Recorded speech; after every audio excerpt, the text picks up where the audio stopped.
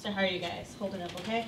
Yeah, Good. All right. So before I start going into the depth of it, I just want to take the space, and I like to do this whenever I have the platform, to really acknowledge the history of the space that we are in, and to recognize that we are on the territories of the Miami and the Potawatomi nations, and to recognize that IUPUI has also displaced communities of color, specifically Lockfield Gardens, so that when we are talking about community resilience, and as Dia pointed out, that we are honest about the old mistakes and being honest with ourselves around the realities that communities of color and the realities that we all face within the United States and globally as well. So just wanted to have that. So into who I am, so my name is Aguila, and I am a Climate Justice Equity Fellow, among other things, at Kepler Institute.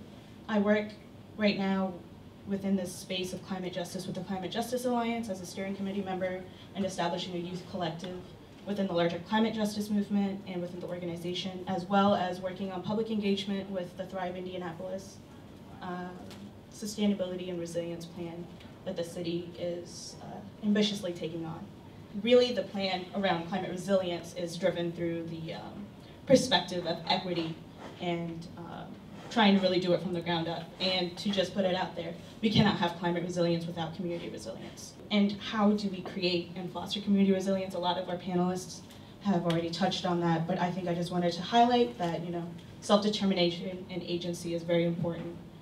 That provides us the skills and ability for us to be adaptive and to not only bounce back, but bounce forward and create thriving communities. Intergenerational leadership development is also crucial to this too.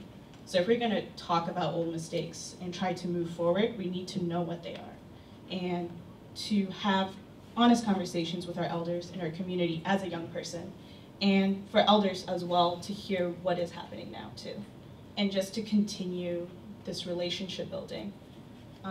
Mimi talked a little bit about social capital in her piece, and one of the important pieces around community resilience is social capital and the relationships that we have with each other. Out of everything that we have as people, as communities, the relationships that we foster with each other are the most resilient. The CCFI program started with zero initial monetary capital, and it came organically from the ground up based off of the relationships that we had with each other, the relationships that we built with each other to address a problem. And so when we are looking at resilience and responding to shocks or social situations or even natural disasters, we have to remember relationships that we have with each other and to continue to foster and depend on that. So I think I'm just going to end it there.